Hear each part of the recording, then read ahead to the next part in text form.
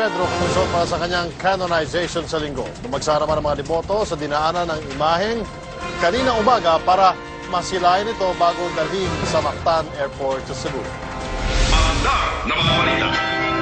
Maaga pa lang, dagsana ang mga deboto sa labas ng Cebu Metropolitan Cathedral. May matatanda at bata, merong may hawak na maliliit na watawat at palspas.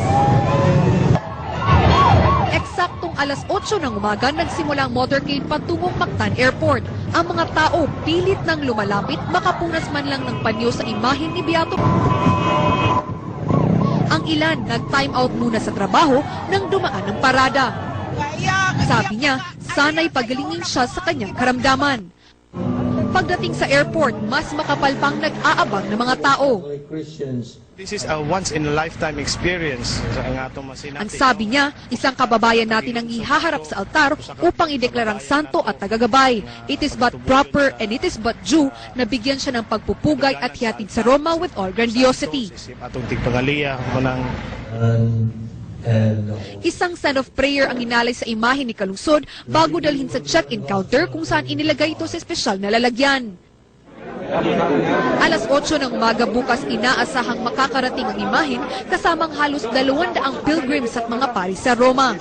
Katrina Bisnar, News 5 Cebu. Sa mga tindahan ng Santo sa Maynila, mabenta na rin ang imahe ni Blessed Pedro Calungsod. Ang presyo nito, posible raw tumaas kapag tuluyan na siyang naging santo.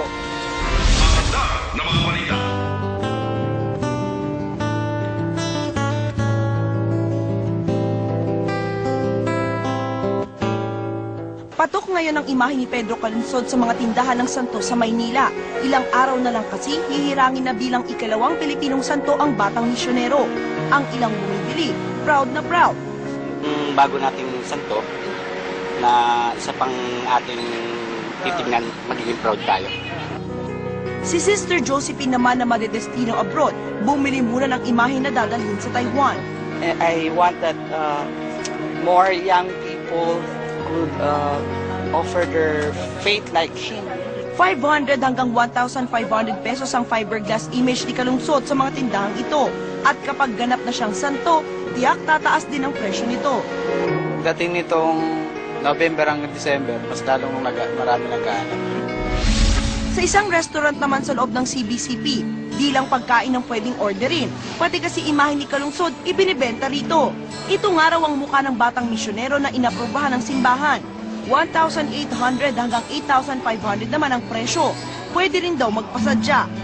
Ang St. John the Baptist Parish naman sa Taytay Rizal, minsan na raw naging tirahan ni Calungsod sa loob ng tinatayang 2 taon. Ang pari kasi na nakasama ni Pedro na si Father Diego Luis San Vitores ay naging kura paroko ng simbahan. At least siguro mga 2 years na magte-train.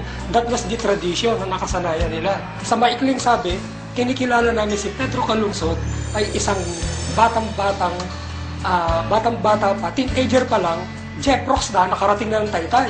Pero nag-mission siya, bata pa, naging misyonaryo na.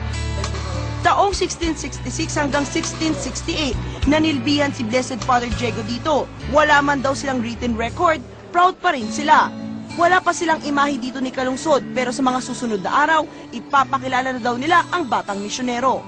Zai Feniza, News 5. Sa ating